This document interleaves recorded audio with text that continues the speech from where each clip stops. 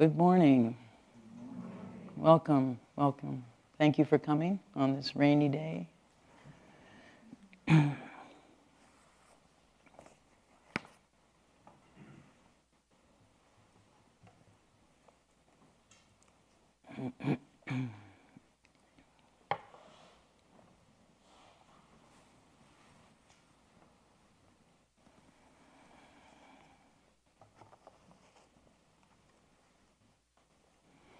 A young monk performs the tea ceremony. Hanging kettle sways slightly. A young monk performs tea ceremony. Hanging kettle sways slightly. So as the new year is approaching, I thought it might be nice to share with you some stories about the Zen-inspired ritual of making bowls of hot green tea. The Japanese word for tea ritual is cha no yu, meaning simply hot water for tea. So on January 1st, New Year's Day, my good friend Maya Wender and I will be making bowls of tea for our guests up at Enso Village. And later on that day, we'll all be sitting together, as you will hear, for those of you who come for the New Year's celebration. Having spent a great number of years in my youth celebrating the New Year in a rather raucous and intoxicated fashion, I was really grateful to find the Zen Center and to be able to discover a new way of celebrating a new year. The way begins in the late evening of New Year's Eve with silent meditation, just sitting. And then at midnight, we hit the bell 108 times, that big bell out there on the lawn. It's a wonderful sound. And then in the early morning of January 1st, after a short sleep and a short sit, we process together to the Suzuki Roshi Memorial Site, where we offer a toast to our founding ancestor and to the well-being of the world. Those of us with a fondness for ritual complete the celebration later in the day with bowls of hot green tea. So as far as I can tell, offering a bowl of tea is all about feelings. Those exquisite feelings that come from being with old friends, from learning new things, from honoring age-old craft. But mostly, it's the dance. It's the dance, the meticulous attention to movement and to detail that got me hooked on practice of tea and of Soto Zen as well. The motto of Soto Zen being Mamitsu no Kafu, attention to fine detail, such as you saw us performing this morning together. Remember? That's how we are. We try very hard to get it all right, and then we help each other. Makes me so happy. So the instructions for making a bowl of green tea have been kept alive for centuries by a huge consortium of tea practitioners, of tea growers, of highly skilled craftsmen, architects, merchants, and their patrons. So the story I'm going to tell you this morning is about Sendo Rikyu, who is the 16th century Japanese tea master who pretty much created the tea ceremony as we know it today. Attention to fine detail. So Rikyu was invited by a tea grower to come to his home for tea. The tea grower was very fond of the tea ceremony, and he practiced as often as time allowed, which wasn't terribly often. At the appointed time, Rikyu arrived at the old man's rustic tea house, bringing with him one of his promising young disciples as a second guest. Being very nervous, his hands visibly shaking, the farmer made a number of obvious mistakes. And yet, as he finished, Rikyu said to him in all sincerity, "This tea you have made for me is the finest." On the way home, the disciple asked Rikyu how he could have made such a comment given the amateur performance of that man. Rikyu replied, "He made tea for me with his whole heart. When you can perform in the way that he did, you too will understand the true meaning of tea. So I would like to propose that the experience of tea ceremony, as with all of our experience, is situated within our bodies, and in particular within that mystery that we call our heart. Being heartfelt and wholehearted are perhaps the qualities that we most value in ourselves and in one another. And I think we can all remember times when we have been with wholehearted friends and how joyful those occasions have been. So I would further propose that wholeheartedness is something that we can learn, and that the practice we call Zen is one of the ways to do that. And so for that reason, I would like to offer a few simple instructions which might be of help in finding the roots and the ground of wholehearted practice, whether in tea or in our life. So it might not be a surprise to you that the ground of our practice is literally the ground on which we place our very own bodies as we stand and walk, as we sit, as we sleep, and therefore the only ground there is for wholehearted engagement with the activities of our daily life. When the Buddha sat under the Bodhi tree, he sat on the ground. He found a very stable position for his lower body, as you all have this morning, whether in a chair or on a cushion.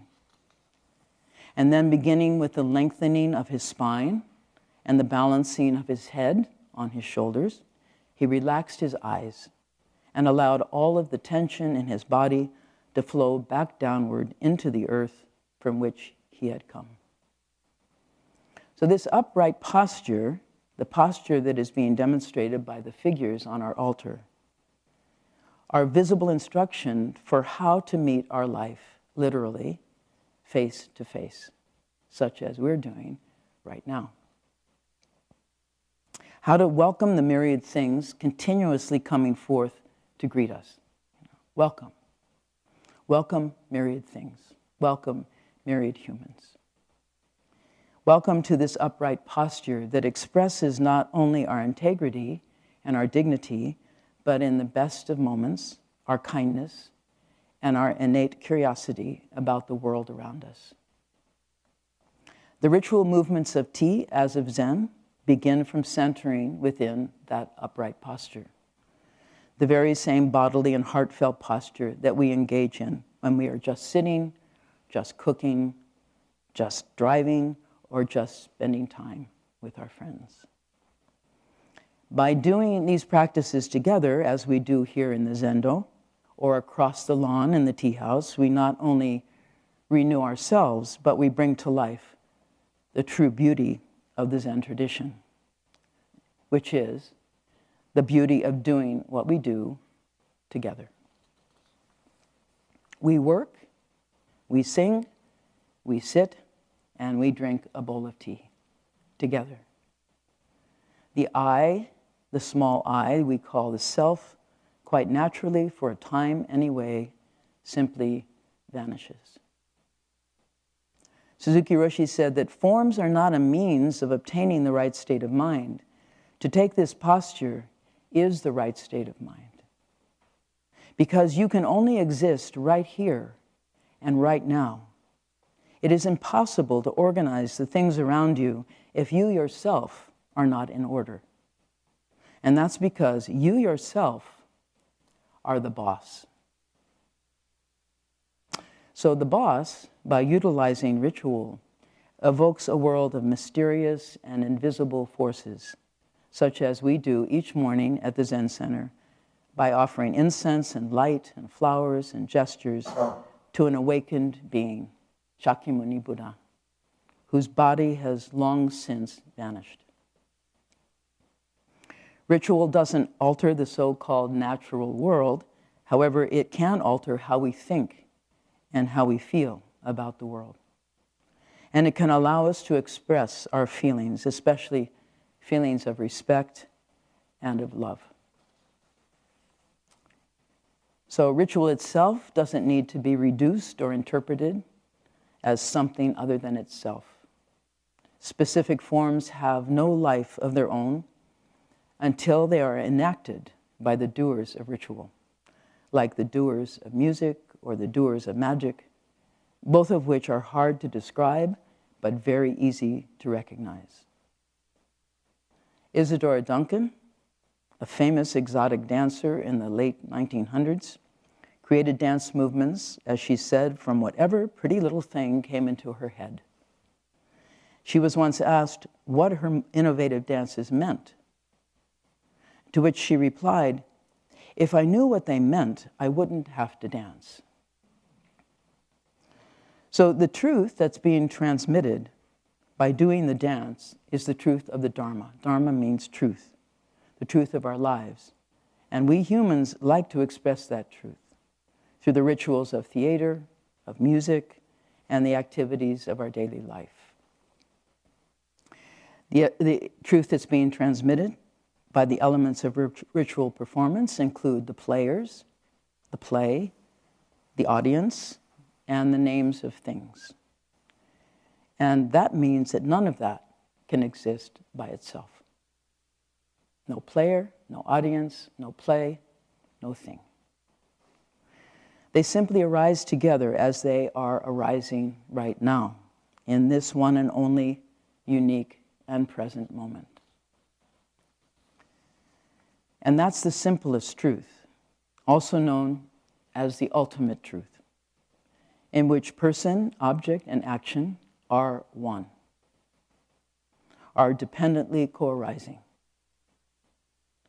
John Dido Laurie, the former abbot of Zen Mountain Monastery in upstate New York, in speaking about Zen stories, the ones that we call koans, said that Zen teachers don't analyze koans in terms of psychology or philosophy, structure, or dynamics. We do koans. We enact koans. And we also do koans here at the Soto Zen Center through the rituals of daily life. Our cooking, our gardening, our maintenance, how we eat, changing beds, sending emails. Meaning that once again, that the manner or the way of saying and doing things is inseparable from what is being said and done. The manner in which we teach and learn the ritual gestures of Zen, as with tea ceremony, is by repeating and rehearsing those gestures again and again. This is called behavior that is twice behaved, and therein lies tradition of every kind. Through repetition, or what we call our practice, feelings and ideas are driven into the body. They're informed and given form. The Zen school is grounded in the physical enactment of the words and the deeds of our ancestors, the how-to of the Dharma teachings. Dr. Robert Scharf of UC Berkeley, in an article about Zen rituals, says that we are not studying Zen to become enlightened. We are practicing the ritual perfection of Buddhahood. In other words, he says, one doesn't sit zazen as if they believe they are Buddha. They sit as if it were the case. So as I said at the beginning of my talk today, ritual is all about feelings. Feelings that lead us to know how wonderful it is to simply be alive, to be standing and walking and sitting and thinking and speaking. So back in 2015, I was invited to speak at the city center on the occasion of Suzuki Sensei's 100th year of life. Suzuki Sensei, the widow of Suzuki Roshi, had been patiently teaching us the tea ceremony for many, many years. She had also written an award-winning book of haiku poetry called The White Tea Bowl, which was being published that year in honor of her very long and precious life. So when I first heard the title of her book, The White Tea Bowl, I thought to myself, well, I've never seen a white tea bowl. And I thought how very much I would like to see one. So that's the kind of thing that tea students do and think. And we love to see and touch and talk about the objects, that had been brought into the tea room for that day, and to hear what are called the transmission stories, stories about how and when this object was made, what kind of clay or glaze was used, who the artist was, who acquired the object, and who is taking care of it now.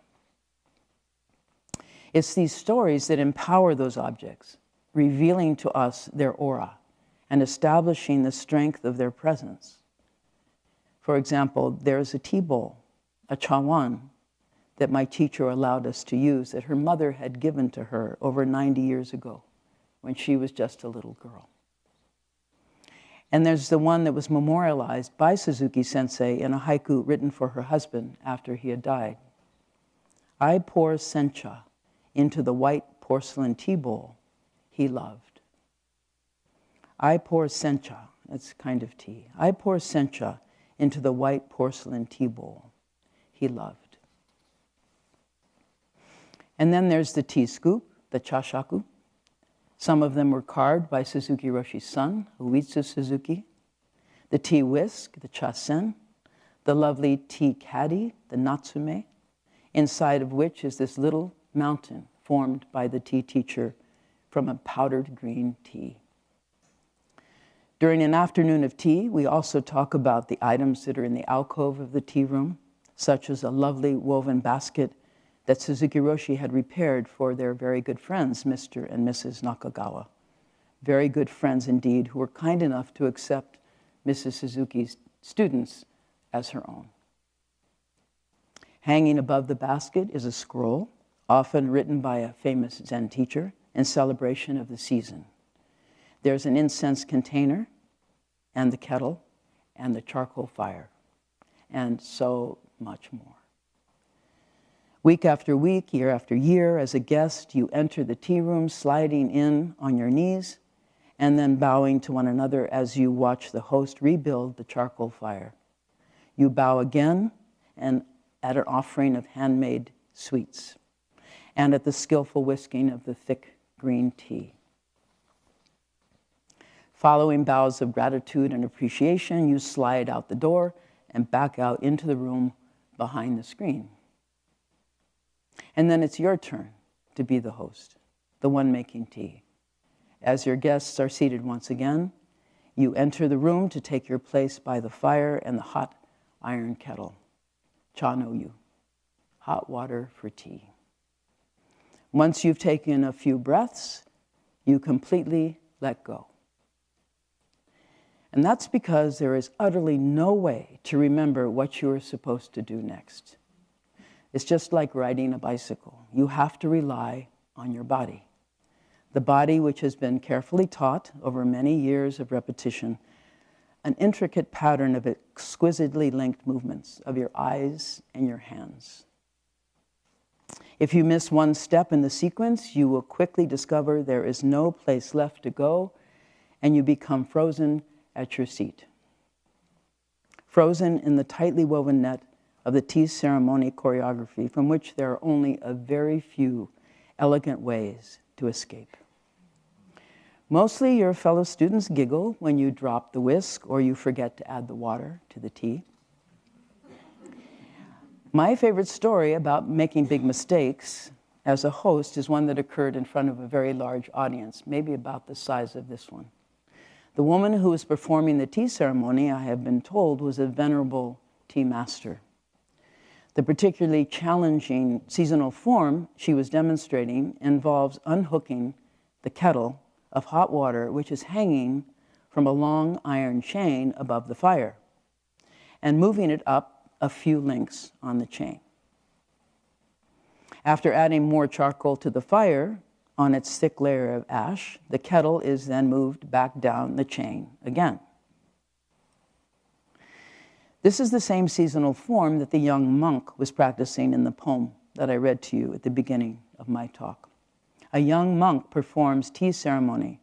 Hanging kettle sways slightly. So there's a teaching in tea that you should lift heavy things, like a hanging kettle, as if they are light, and light things, like the tea whisk, as if they are heavy. So this old woman lifted the heavy tea kettle skillfully. However, she couldn't see very well, and she missed hooking the kettle back on the link below. The kettle fell into the fire, and a great cloud of ashes rose up in all directions. Without changing the expression on her face, she reached down, lifted the kettle, hooked it correctly, and continued making tea. Now that's what I would call supremely disciplined theatrical intelligence, or emotional intelligence.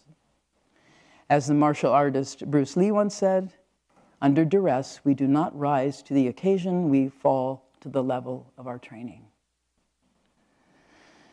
So when those of us of somewhat lesser intelligence make mistakes and become frozen during tea, kindly or not, our teacher will remind our body of what it needs to do next. I can still hear Suzuki Sensei's voice ringing in my ears. Fusan, many times I tell you, little front, saido, saido. Referring to the placement of my fingers on the tea bowl, one of the most basic and simplest of instructions. Fusan, many times I tell you, to which I would reply in my best Japanese, Hai sensei sumimasen, please forgive me, again and again. So if all goes well, which on occasion it does, it takes about 40 minutes to navigate the minute instructions required to produce 3 tiny sips of bright green tea. And all the while you're on your knees, and the knees of your comrades as well are on the tatami mats at a level of discomfort that is hard to imagine anyone would voluntarily endure. And yet, for unknown reasons, you stay there until you're done, until the utensils are put away and the host has left the tea room. It's especially at times like that when the famous saying written on the scroll comes to life. Tea and Zen are one. As in, stay where you are until it's done, until we all rise again from our seats together. So as I've said, it's all about feelings that are all too easy to forget. And so we practice them again and again. We practice having feelings, all kinds of feelings. When I first decided to ask Suzuki Sensei if I could study tea with her, my motives were less than pure. I had no idea that tea was what it was, and I wasn't really interested, for that matter. I wanted to get close to Suzuki Roshi, who had already died and whose memory and reputation at the Zen Center was the living basis for the community. Everyone was grieving who had known him. And there was his wife, Suzuki Sensei, who we call Okasan, who had known him best of all. And I wanted to hear her speak about her husband, which she rarely did. She didn't have to. Suzuki Roshi, as with the Buddhas before him, wasn't gone. He was embodied in those who loved him, and he still is. And so is she. And that's how it works. We love our teachers for all the things they have given to us through their selfless practice, lifting heavy things as if they are light, and light things as if they are heavy.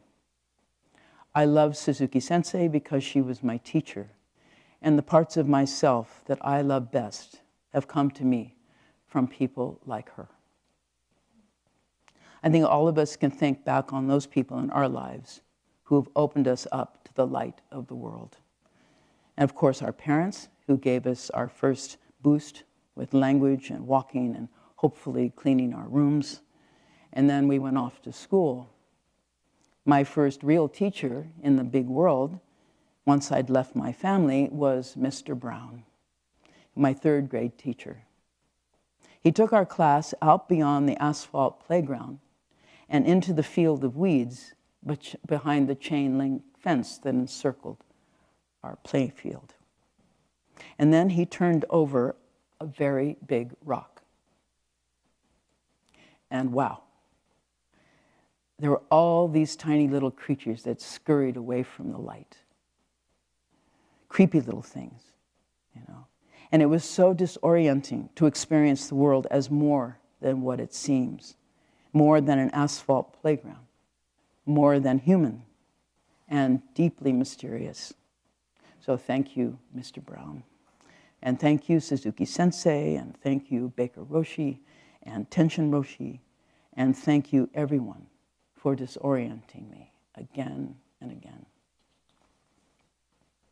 There is so much for us to learn, among them how to be good hosts and good guests, a profound social form which among all the world's cultures, I think the tea ceremony may know best. It's also what Zen practice may know best. The host and the guest are not two, yet they are not the same either. There is something in that relationship that each needs to learn from the other by taking turns and by altering our points of view. So here's another good story. This is one from the Zen tradition about a tea gathering of two Zen monks and a local samurai lord by the name of Sendai. You can find this story. It's been published in Tenshin Roshi's book about the Bodhisattva precepts. It's called Being Upright. One day a monk named Tetsugu invited Lord Sendai to tea.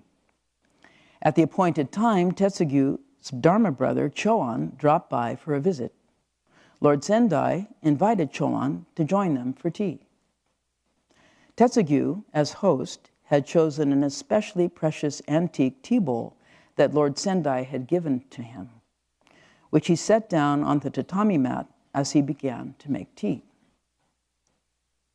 After drinking the tea, Lord Sendai followed the tradition of admiring the bowl, after which he passed it on to Choan so he might do the same. Choan suddenly reached out with his ceremonial stick and smashed the tea bowl. Now look at the authentic tea bowl that exists before birth, Choan said. Tetsugu turned pale and nearly fainted.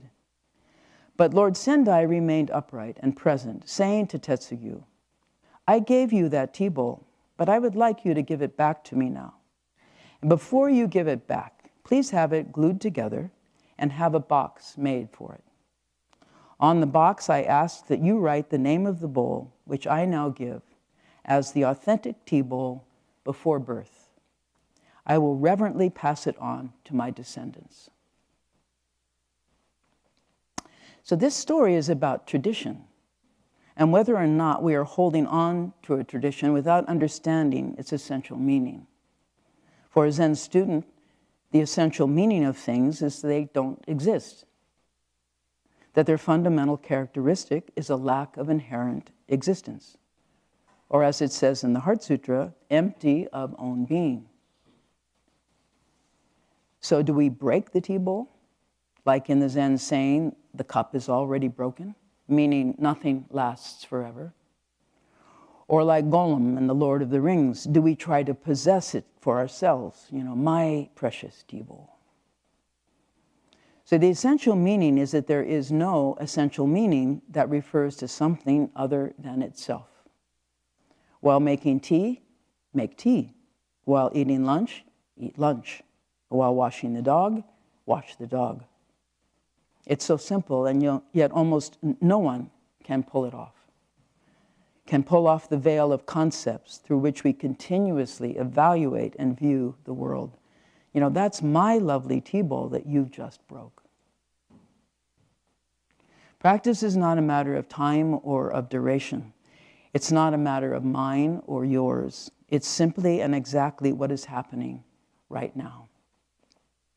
And what's happening right now is each of us as both the host and the guest of the present moment.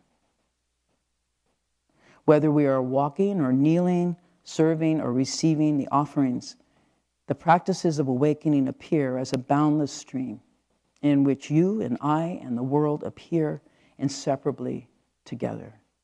There is nothing to hold on to. There is nothing to break. There is no one to protect or to hate. And so how about you?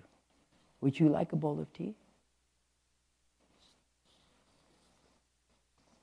So I'll end this morning with 3 of Suzuki Sensei's haiku, the poetry form for which she became quite well known, not only among her American students, but also back home in Japan. The first is in honor of the tea ceremony itself.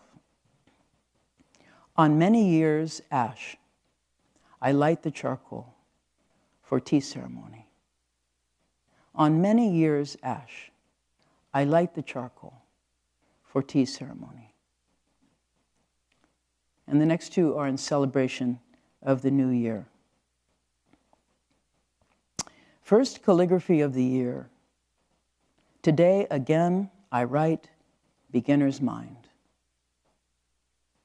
First calligraphy of the year. Today again I write beginner's mind.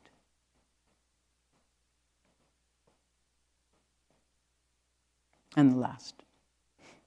I bow to my ballpoint pen and throw it out. Year's end.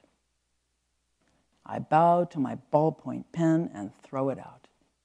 Year's end. The last time that I made tea for Suzuki Sensei before she returned to Japan in 1994, about 30 years ago, I guess, I was having a pretty hard time because I kept crying. So when I had finished whisking the powdered tea and I looked into the tea bowl, there were lumps floating all over the surface. So I bowed and I told Sensei once again, "Sumimasen, Sensei, I am so sorry. Please forgive me. I'm so sorry about the lumps." And when I looked up, she was smiling at me. And she said, "Fusan, enjoy the lumps." Thank you very much. I think we talk with now? There can be questions. Question? I don't know what time it is.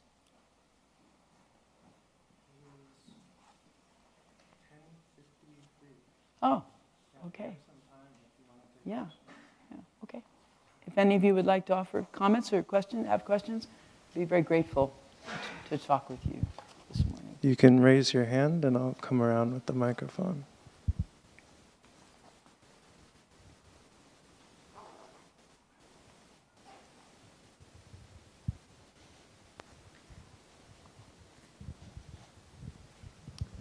Hi, Fu.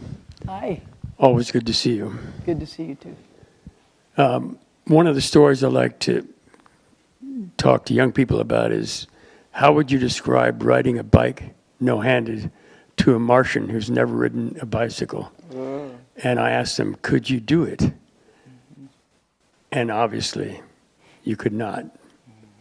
And the same must probably be said for the tea ceremony. To write down how to do it so that one could read it and do it first time, not happening. Not happening. No. Yeah, well, I think we all ride bikes? Everybody ridden a bike, probably? No. How'd you learn? Terrifying. At some point they let go, right? And then you're flying, right? Trying to remember the brakes.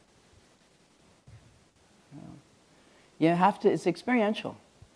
You know, you can't ride a bike thinking. You can't think a bike ride or a tea ceremony. It really is, you know, it's kind of a wonderful thing. And one of the things about tea that is kind of characteristic of how I understand Japanese teach, because you teach by watching how other people do the forms. Remember, Reb Anderson said that they once asked Suzuki Roshi when they were just beginning to he was just beginning to ordain monks, giving them robes and so on. And they asked him, well, how do you put this on? Can you show us the right way to put on our robes? And then he walked away. And they were all going, oh, I guess he's not going to talk to us or whatever. And then somebody said, well, look, he's putting it on. So, you know, that's the style of learning, is to really watch and see how it's done. And then do your best to do that way. Thank you for all your work with the children. You are an inspiration to me. Oh, thank you. You to me.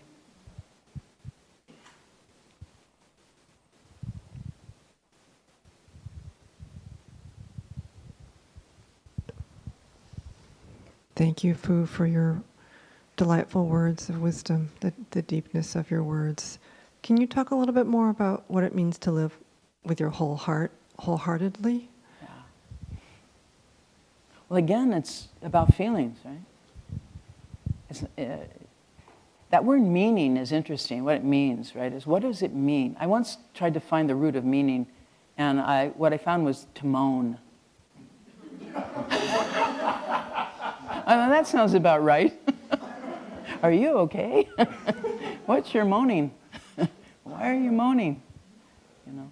So I think it's in the living of it. It's in the experiencing of it. Like you have your own reference to feeling wholehearted. You know. When are those times that you've had that feeling of expansion and gratitude and awe and all that stuff that makes us feel very big and makes our heart feel really big.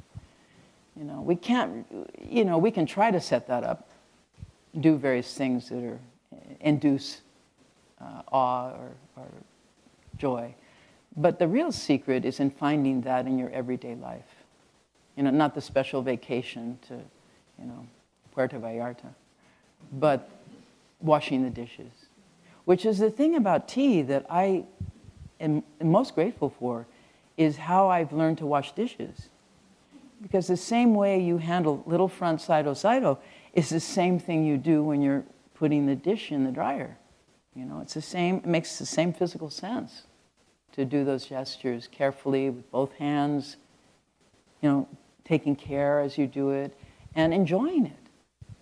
The water, the soap, oh my God, the bubbles, Yeah. So I think we forgot what it was like to be a little kid up on the stool washing dishes for the first time,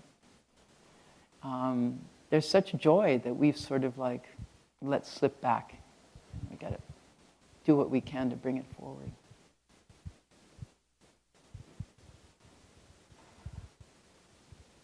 Okay.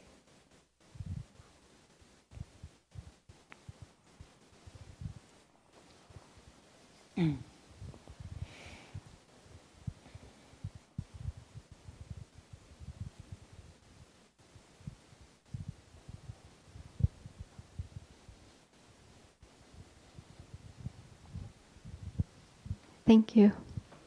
Here's a question from the Zoom room. It's a couple paragraphs, but maybe I'll start with, I'm confused by the purpose of the tea ceremony. Maybe you can start there. The purpose? Yeah. How do we look at things like tea ceremony, which seems to be pushing us towards attempting some unattainable perfection? Mm-hmm. Indeed. Do you hear that about unattainable perfection? Anybody have a problem with that?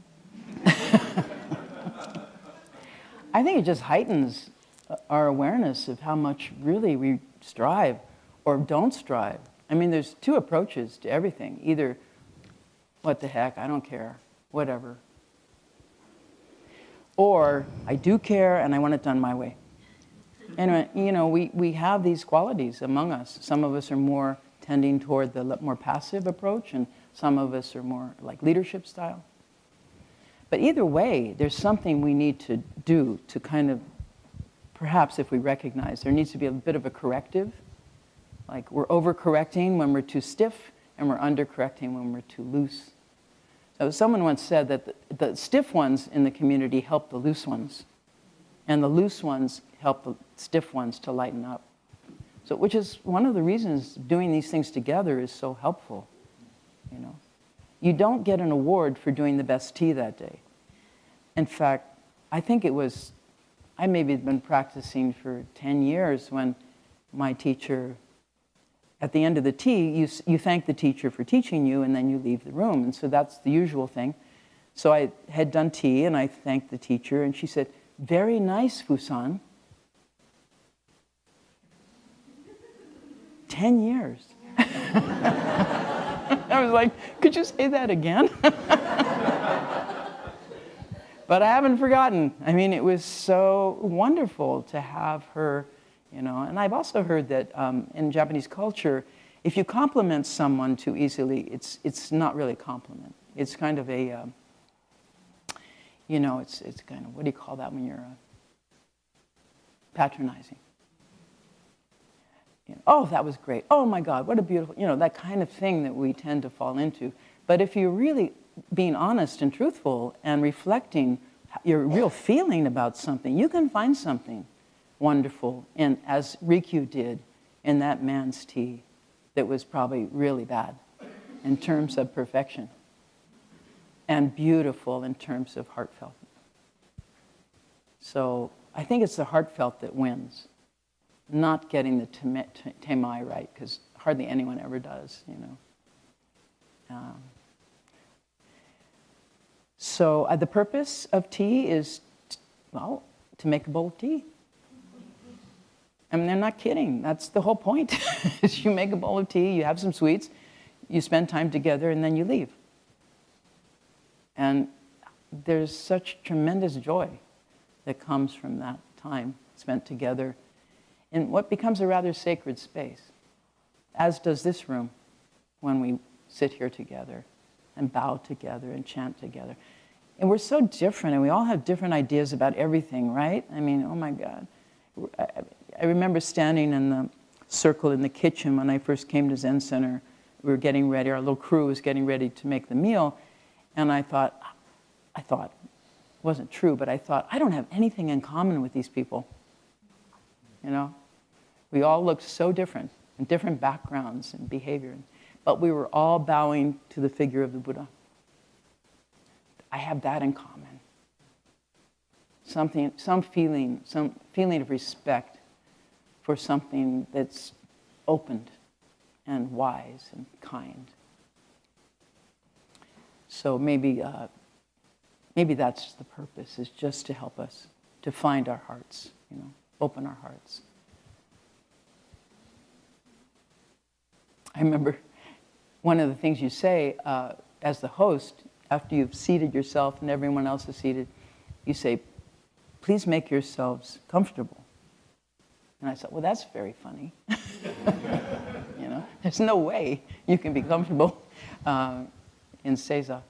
Well, for a while you can.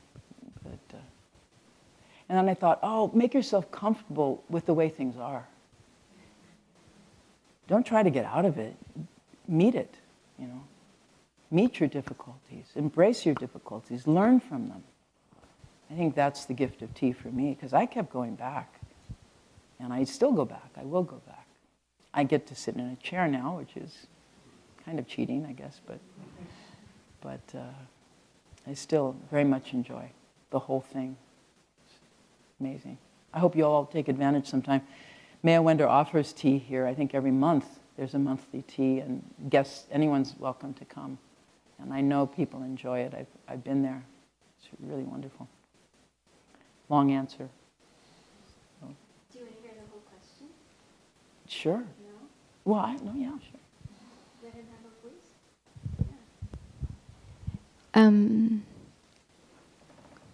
Yeah. Oh dear. I've lost it. Well, maybe I'll ask a question from Frederick while I'm looking for this person's whole question, if that's okay. Frederick has a question about form. I spent more than 20 winters at Green Gulch and now practice in the wintry gray of the coast of Maine. I still enter my Zen with the form of Green Gulch, entering and bowing, lighting the candle, bowing towards the seat of Buddha and then to the world. I recite the vows before and after I read the Dharma lesson, then I leave the Zazen period with familiar gestures from our Soto practice. Please comment on the power of rituals in our practice. Oh, I just found the other question too, but please comment on the power of rituals. Well, that was my talk. So, that was my comment. Yeah, I mean, I'm a true believer in the power of ritual and the joy, really. When I first started studying Buddhism, I felt like Zen was a little too wacky. I couldn't figure out what they were talking about. It was all non-duality and dependent co-arising, all these emptiness and, things I've learned to appreciate a lot more. But So I was reading a very old meditation manual called the Visuddhimagga, the Path of Purification, which is an old Theravadan manual for practice. And it's very strict. All these practices you do, they're very detailed. You know, how you eat, how many times a day you eat, what you wear, and so on. But at the end of each chapter, it says, these practices are to bring joy to humankind. Which really surprised me, because it didn't sound very joyful. You know, it sounded like discipline, which it is. But discipline brings joy to humankind, you know? Taking care of things, doing the work, showing up, being on time, you know? Those things, they take some learning and they take some commitment, and they bring great joy to our lives, you know? A job well done, you know, that kind of feeling. So that's my response to that question. Do you think the other one is helpful to read? Does it have some new content that you'd like me to hear? Like us to hear?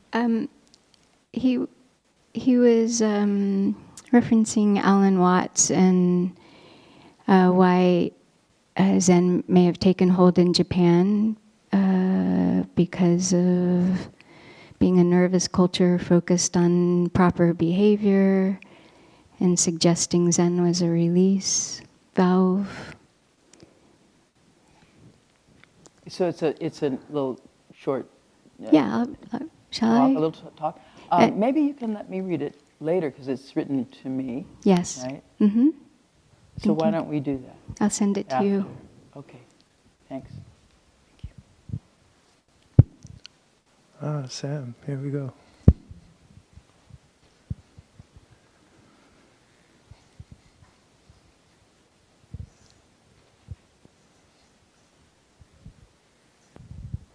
Good morning. Hi, Sam. Hello. Hello. A few words of encouragement on being gentle with feeling bad about myself. That's not where I'm at, but I could always use some help with that. How long have I known you now? 25 years, maybe? Something like that. Have you, all that time, have you been feeling bad about yourself? No. I know. Partly, though. So For do sure. that part, the not feeling bad about yourself part. No, I Okay? That's my advice. Okay. Thank you.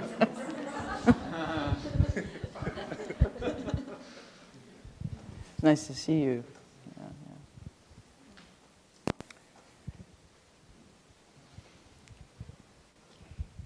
Thank you for your talk. I love how you said that the harder ones help the softer ones, and the softer ones help the harder ones. That's sort of the theme of my relationship. And I'm just wondering.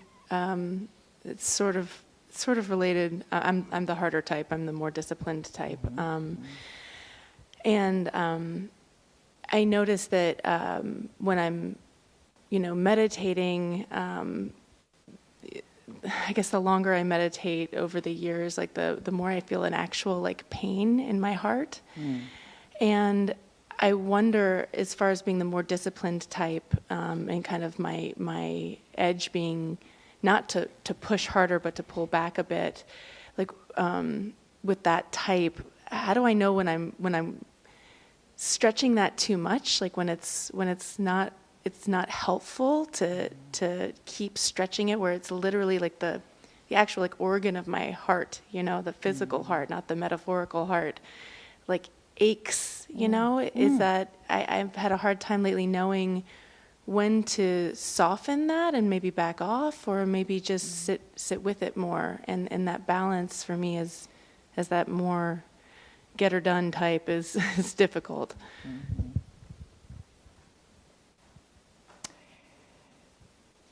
Well, I had a medical response. I was saying, make sure you get that checked. Okay. If it's your actual heart. Okay.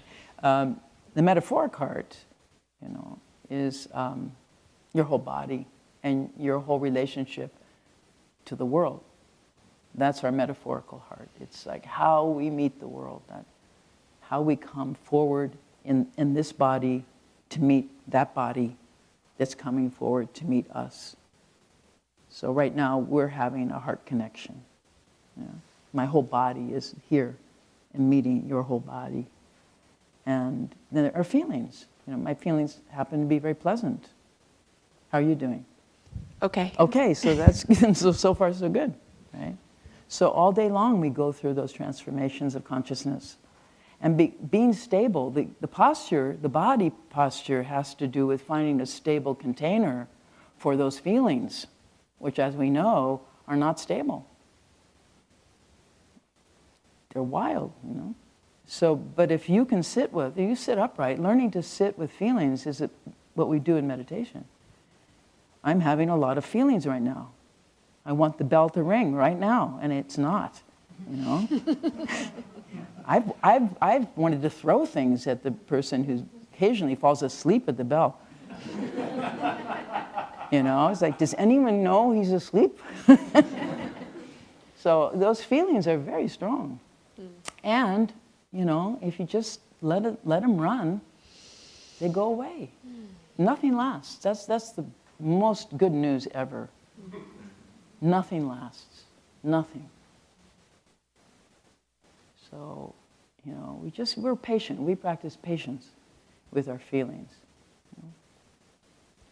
So be patient and kind and gentle. And I like the word hug. Give them a hug, you know, like, oh, sweetie, what's going on? Are you afraid? Are you anxious? Are you out of control? That might be scary for the boss, you know. So then you befriend those parts of yourself, you know.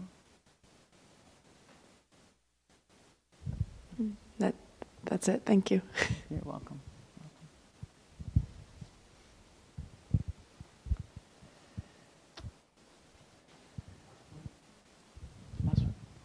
Last question. Yes, hi. Good to see you. Good morning. Good morning. As I was here today for a moment, and I apologize, I left and thought about a time when several years ago you played John Cage. And this had some of the same quality. Thank you for the lumps in my tea. Thank you for the grace. Thank you for the humor. Very nice, Fusan. Sumimasen. Thank you. Thank you. I felt that one.